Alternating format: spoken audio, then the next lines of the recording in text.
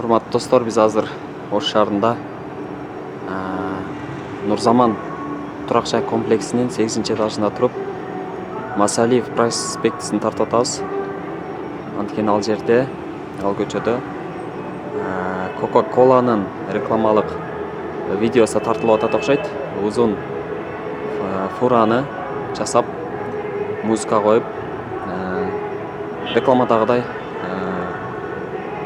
видеороликти тартып атышат окшойт. Азыр биз жетишсек, үлгүрүп калсак, ылдыйга түшүп, жанынан тарткан аракет кылабыз.